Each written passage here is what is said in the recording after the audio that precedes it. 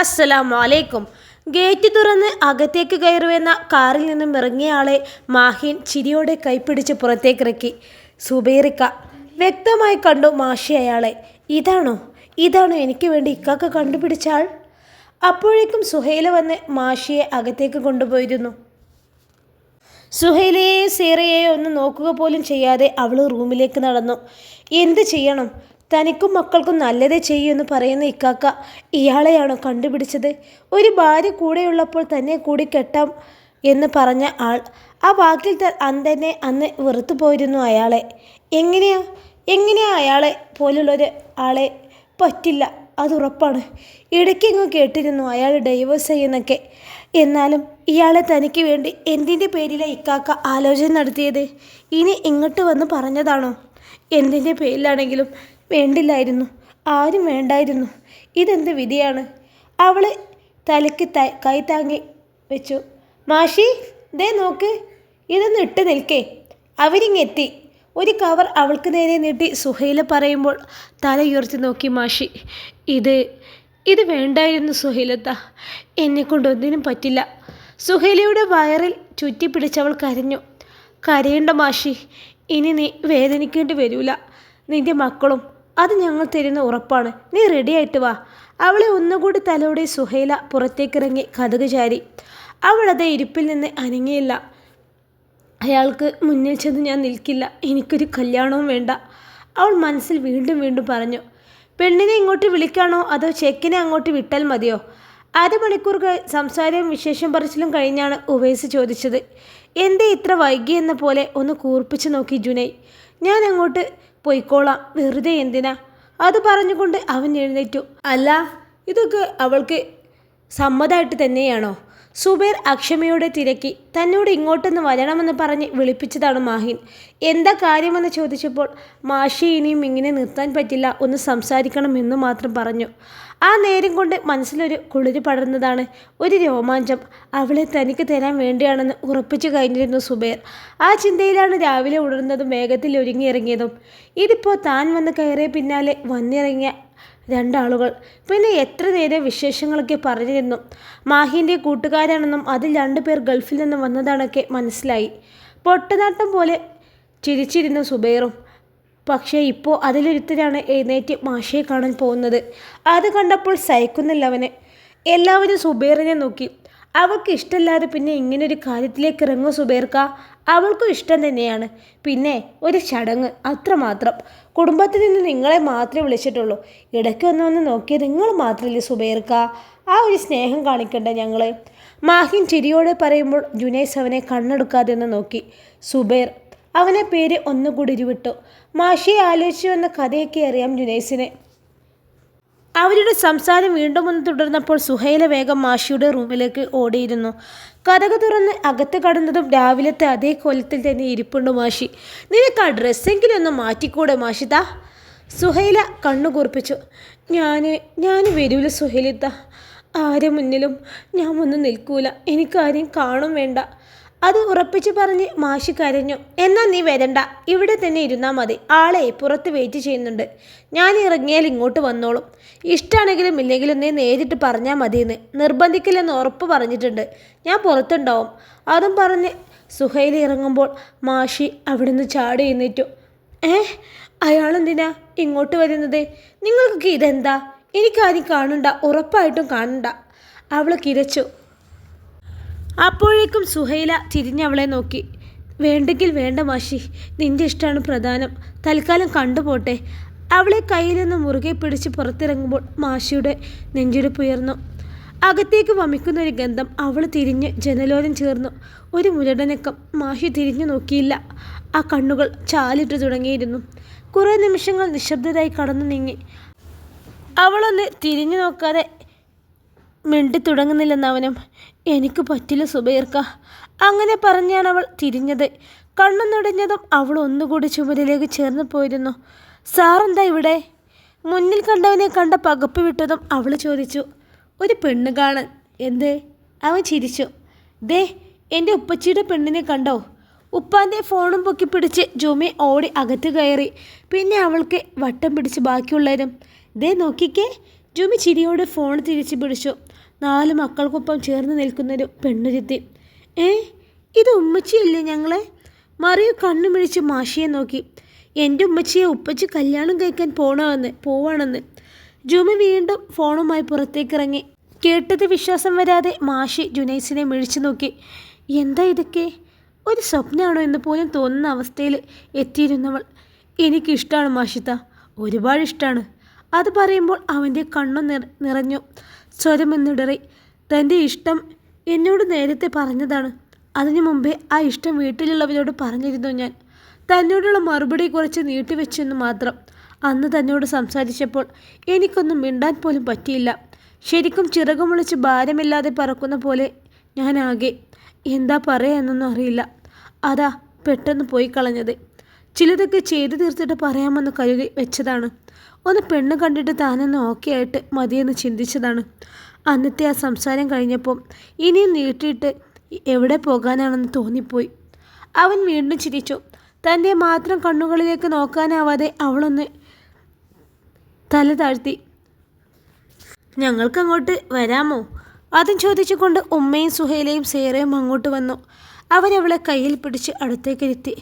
ഉമ്മ. അവളും അവരുടെ കൈകളിൽ പൊതിഞ്ഞു പിടിച്ചു. സന്തോഷമെന്തെന്ന് എൻ്റെ കുട്ടി അറിഞ്ഞിട്ടില്ല മാഷി. നിനക്കറിയാത്തതൊന്നുമല്ലല്ലോ. ഇനിയെങ്കിലും അവനൊന്ന് ജീവിച്ചു കാണണം. എനിക്ക് അതിന് നിന്നെക്കൊണ്ടേ പറ്റൂ. മനസ്സുകൊണ്ട് മനസ്സിലാക്കി മുന്നോട്ട് പോവാൻ നിനക്കും ഒരു കൂട്ട് വേണം. അതിനെൻ്റെ മോനെ കവിഞ്ഞാലും ഉണ്ടാവില്ല. നിങ്ങളെന്നും സ്നേഹത്തോടെ കഴിയണം. അവളുടെ കയ്യിലേക്ക് ഒരു വളയണിഞ്ഞു കൊടുത്തു ജുനൈസിൻ്റെ ഉമ്മ. ഇത് ഉപ്പ തന്നു വെച്ചതാണ്. ഉപ്പാക്കും ഇങ്ങനെ ഒരു ആഗ്രഹം ഉണ്ടായിരുന്നു. എന്നോട് പറഞ്ഞു വെച്ചതുമാണ്. പക്ഷേ കാണാൻ ഭാഗ്യം കിട്ടിയില്ല. ഇനിയും നീട്ടിക്കൊണ്ടുപോകാൻ പറ്റില്ല. എനിക്ക് നാളെ തന്നെ തിരികെ പോകണം. 3 മാസം കഴിഞ്ഞ് ഞാൻ വരും. ഇനിയുള്ള കാലം ഇവൻ്റെ കൂടെ നിൽക്കണമെന്നാ ഉപ്പ അവസാനം പറഞ്ഞേൽപ്പിച്ചതും അത് തന്നെ. അവർ കണ്ണുനീർ തുടച്ചു. പിന്നെ അവളുടെ മുഖം പിടിച്ച് ആ നെറ്റിയിൽ ചുംബിച്ചു. ജുനൈസ് അവളെ തന്നെ കണ്ണു ചിമ്പാതെ നോക്കി നിന്നു. ഒരു നിമിഷം അവളുടെ കണ്ണുകൾ അവനുമായി നിടഞ്ഞു. അപ്പോൾ തന്നെ കണ്ണു താഴ്ത്തി കളഞ്ഞു അവൻ. ഒരു നേർത്ത ചിരിയോടെ അവൻ പുറത്തേക്കിറങ്ങി. രാവിലെ എത്തിയതാണുമ്മ, കൂടെ ജാബിയും. എയർപോർട്ടിൽ നിന്നും നേരെ ഇങ്ങോട്ട് തന്നെയാണ് വന്നത്. ഇനി എന്തെങ്കിലും കഴിച്ചിട്ടാ വരി. സുഹൈൽ അവരെ കഴിക്കാൻ ക്ഷണിച്ചു. ഞാനൊന്ന് കുളിക്കട്ടെ മോളെ, ക്ഷീണമുണ്ട്. ഒന്ന് ഉറങ്ങി എഴുന്നേറ്റാൽ മാറും. വരുന്ന വഴി ചായ കുടിച്ചിരുന്നു. ഇനി അല്പം കഴിഞ്ഞിട്ട് മതി വല്ലതും. അവരും എഴുന്നേറ്റു. സുഹൈൽ അവർക്ക് ഫ്രഷാകാൻ അവിടുത്തെ മുറിയിലേക്ക് കൂട്ടി. അതിനിടയിൽ ഭ്രാന്തി പിടിച്ച് സുബൈർ ഇറങ്ങിപ്പോയിരുന്നു. വല്ലവൻ്റെയും കല്യാണം കൂടാൻ താനെന്തിനാ? ദേഷ്യത്തിൽ തന്നെയാണ് അവിടെ നിന്നും ഉണർന്നതും. വീട്ടിൽ വീണ്ടും ചിരി ഉയർന്നു. മണിക്കൂറുകൾ കഴിഞ്ഞാൽ മാഷിക്കുള്ള മഹർ ചേർത്താൻ ഒരുവൻ കാത്തിരിക്കുന്ന കല്യാണരാവ്. പെണ്ണുകാണൽ കഴിഞ്ഞാണ് മാഹിൻ വീണ്ടും മാഷിക്കരികിലെത്തിയത്. ഇനിയും കുറച്ച് കാര്യങ്ങൾ തുടങ്ങാനുണ്ട് മാഷി. അതിനു മുമ്പ് നിന്റെ വാക്കാലുള്ള സമ്മതം വേണം ഈ നിക്കാഹിന്. സമ്മതം അറിഞ്ഞിട്ട് തുടർന്നൊരു ചുവട് പോലും വെക്കാൻ പറ്റൂ. അതാണ് നിയമവും. ഇല്ലെങ്കിൽ നമുക്കിവിടെ. എനിക്ക് സമ്മതമാണിക്കാക്ക. അവൻ പറഞ്ഞു തീരും മുമ്പേ അവൾ മറുപടി കൊടുത്തിരുന്നു. ഇഷ്ടമാണ് ആ ആളെ തനിക്കും തന്നെ മക്കൾക്കും. ജുമി അവളെ ഇനി ഒന്നിൻ്റെ പേരിൽ വിട്ടുകൊടുക്കാൻ പറ്റില്ല. കൂടെ വേണം എന്നും അവളും. ഇത്രയും പെട്ടെന്നൊരു മറുപടി പ്രതീക്ഷിച്ചില്ലെങ്കിലും മനസ്സ് നിറഞ്ഞൊന്ന് ചിരിച്ചു അവൻ.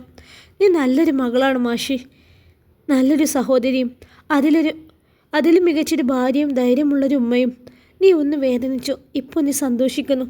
ജീവിതം പഠിച്ചവളാണ് നീ, ഒറ്റയ്ക്ക് നിൽക്കാൻ കെൽപ്പുള്ളവൾ. എന്നിട്ടും നിനക്കൊരു കൂട്ടിനെ നിനക്ക് തരുന്നത് നിന്നെ അറിഞ്ഞവനാണ് ജുനൈസ്. ഈ 5 കൊല്ലങ്ങൾ കൊണ്ട് നിനക്ക് അവനെയും പറയാം. നിങ്ങൾ ഒരുമിച്ചാൽ നിങ്ങൾക്ക് പരസ്പരം കൂട്ടാവുകയും മക്കൾക്ക് സ്വാതന്ത്ര്യത്തോടെ ഇടപെടാൻ പറ്റുകയും ചെയ്യും. എല്ലാം കൊണ്ടും ഇത് നല്ലതാണ്. മാഷിയുടെ സമ്മതം പറഞ്ഞു കഴിഞ്ഞാണ് മുറ്റത്ത് പന്തലുണർന്നത്. പിന്നീട് ഒന്നിനും സമയമില്ലാത്ത പോലെ എല്ലാവരും തിരക്കിലായി. മക്കളൊക്കെ തുള്ളി കളിക്കുന്നുണ്ട്. ഇതൊക്കെ ആദ്യമായിട്ടല്ല വീട്ടിൽ. ഉച്ച കഴിഞ്ഞതും നേഷുവിൻ്റെ ഉമ്മയും ഉപ്പയും എത്തിയിരുന്നു. മാഷി അവർക്ക് നേഷുവിനെ പോലെയാണ്. തങ്ങളുടെ പേരക്കുട്ടിയുടെ പാലൂറ്റി വളർത്തിയവൾ. സ്നേഹമാണ് അവളോടും മക്കളോടും തീർത്താൽ തീരാത്ത കടപ്പാടും. അവർക്ക് പിന്നാലെ ജുനൈസിൻ്റെ കുറച്ച് സുഹൃത്തുക്കളും മാഷിയുടെ ഷോപ്പിലെ സ്റ്റാഫുകളും ബന്ധുക്കളും എത്തിയിരുന്നു. ഇതെല്ലാം ആ മൂവർസംഘം ചെയ്തതാണെന്ന് സുഹൈല പറഞ്ഞു. എന്നാലും എൻ്റെ താല്പര്യം ചോദിക്കാതെ ഇതൊക്കെ എന്തിനായിരുന്നു സുഹൈല താത്ത? ഇനി ജുനൈസ് താൻ പറഞ്ഞത് വല്ലതും ഇവരോട് പറഞ്ഞിട്ടാണോ ഇതൊക്കെ എന്ന് അറിയാൻ മാഷിക്ക് തോന്നി. മാഹിന് വന്ന് സമ്മതം ചോദിച്ചതിന് ശേഷമാണെങ്കിലും ഇത്രയും പെട്ടെന്നൊരു പരിപാടി നടക്കണമെങ്കിൽ അതൊക്കെ നേരത്തെ സെറ്റാക്കാതെ പറ്റൂലല്ലോ. ഇനിയിപ്പോൾ ഞാൻ സമ്മതം പറഞ്ഞില്ല എങ്കിലോ? അപ്പോൾ നിങ്ങൾ എന്താ ചെയ്യുക? അവൾക്ക് ആകാംക്ഷ തോന്നി. പെണ്ണ് കാണൽ നടത്താമെന്ന മാഷി ആദ്യം പറഞ്ഞത്. അതാവുമ്പോൾ നിന്റെ ഇഷ്ടമൊക്കെ നോക്കി ബാക്കി കാര്യങ്ങൾ ചെയ്യാമെന്ന് തീരുമാനിച്ചിരുന്നു. പിന്നെ ഈ ഇടയ്ക്ക് മാഹിനോട് ജുനൈസ് സംസാരിച്ചിരുന്നു. ആളല്ലാതെ മറ്റൊരാൾ നിനക്ക് ചേരില്ല എന്നൊക്കെ. അതുമല്ല ഇനിയും ഇങ്ങനെ ഒറ്റയ്ക്ക് പറ്റില്ല എന്ന്. ഇത് നടന്നില്ലെങ്കിൽ മറ്റൊരു വിവാഹത്തിന് ജാബിയും ഉമ്മയും നിർബന്ധിക്കുന്നു. അവസാനം ഇത് ഇവിടെ വരെ വന്ന് നിൽക്കുന്നു. നിനക്ക് ഇഷ്ടക്കേട് വന്നാലും മക്കൾക്കെല്ലാം ഇഷ്ടമായിട്ടുണ്ട്. ചിന്തിച്ച് നോക്കിയാലും മാഷി, ജുനൈസ് ഒരു നല്ല വ്യക്തിയല്ലേ? ജീവിതം കൊണ്ട് ഒരുപാട് പാഠങ്ങൾ പഠിച്ച ആൾ. അയാൾക്കും ഒരു കൂട്ട് വേണം. ആളെ മനസ്സിലാക്കാൻ പറ്റുന്നൊരു കൂട്ട്. അത് നീ ആവുമ്പോൾ 100% താല്പര്യമുണ്ട് ഞങ്ങൾക്കും. പിന്നെ ബാക്കിയൊക്കെ ഇനി നേരിട്ട് ചോദിച്ച് ക്ലിയർ ചെയ്തോ.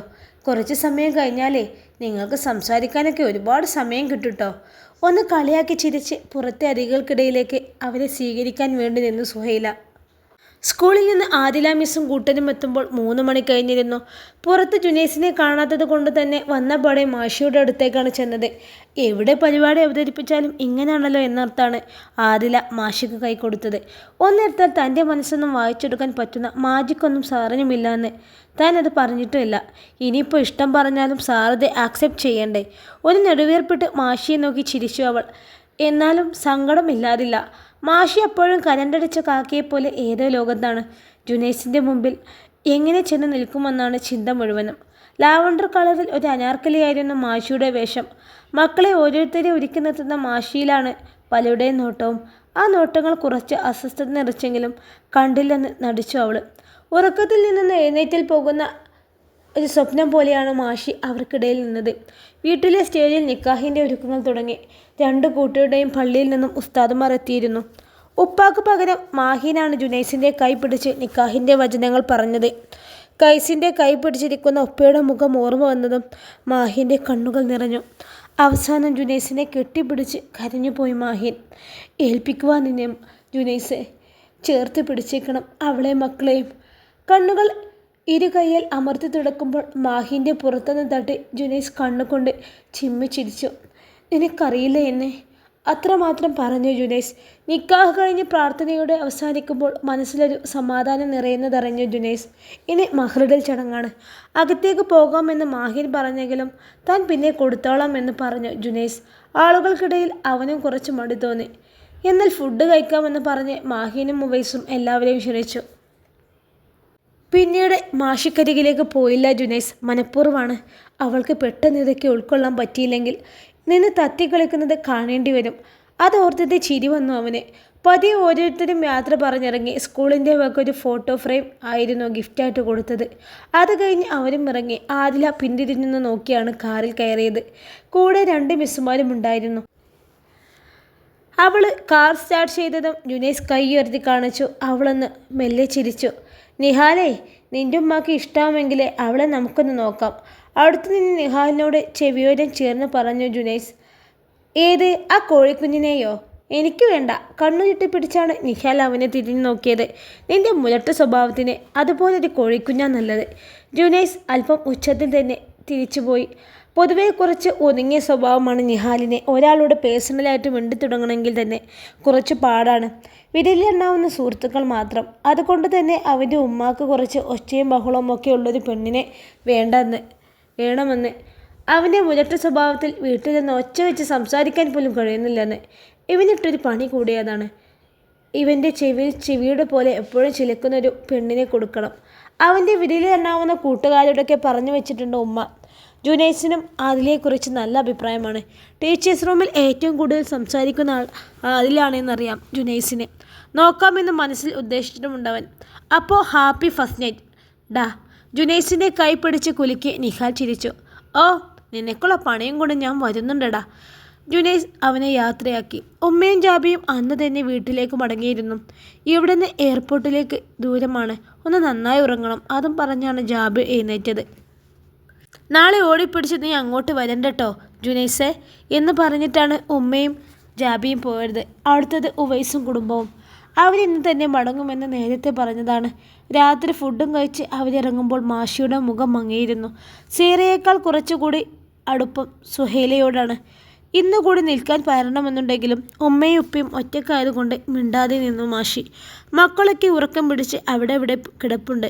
മാഹീനും ഒന്ന് കിടന്നാൽ മതിയെന്നാണ്. എല്ലാം ഒതുക്കി പെറുക്കിയിട്ടാണ് സുഹൈലയും പോയത്. ഉവൈസിൻ്റെ വണ്ടി പോയതും മാഹീൻ ഗേറ്റ് പൂട്ടി വന്നു. മക്കളൊക്കെ ഹാളിൽ കിടപ്പുണ്ട്. മാഷി, അളിയനുള്ള ഡ്രസ്സൊക്കെ എടുത്തു കൊടുക്ക്. മാഹീൻ്റെ ഉച്ചത്തിലുള്ള പറച്ചിൽ കേട്ട് അടുക്കളയിൽ നിൽക്കുന്നവളൊന്ന് വിറച്ചു. അത് കണ്ട് സെയ്റ ചിരി ഒതുക്കി. ഒന്ന് രണ്ട് വിളി കഴിഞ്ഞത് പ്രതികരണം കാണാത്തത് കൊണ്ട് തന്നെ ജുനൈസ് എഴുന്നേറ്റു. റൂം ഏതാണെന്ന് പറഞ്ഞാൽ മതി, ഞാൻ പോയി എടുത്തോളാം. എന്നാ വാ എന്ന് പറഞ്ഞ് മാഹീൻ അവനെ റൂമിലേക്കാക്കി. ദേ, ആ കബോർഡിലുണ്ട് എല്ലാം. അവൾ നീ വഴി വരുമോയെന്ന് ഒരു ഉറപ്പ് ഞാൻ പറയുന്നില്ല. മാക്സിമം ഞാൻ ട്രൈ ചെയ്യട്ടുള്ളിയാ. ഇല്ലെങ്കിലേ നീ കിടന്നുറങ്ങിക്കോ. അതും പറഞ്ഞ് മാഹീൻ നേരെ അടുക്കളയിലേക്ക് ചെന്നു.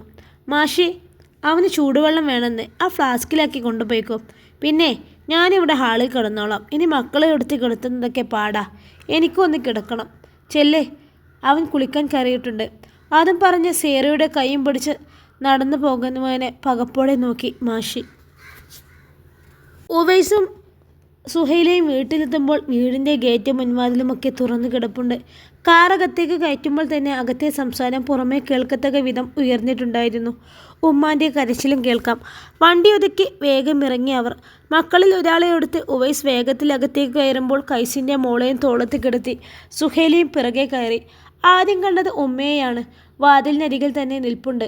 ഉപ്പ ഇരിക്കുന്ന കസേരയ്ക്ക് ചുവട്ടിൽ തലയും കുനിച്ച് ഇരിപ്പുണ്ടൊരുവൻ.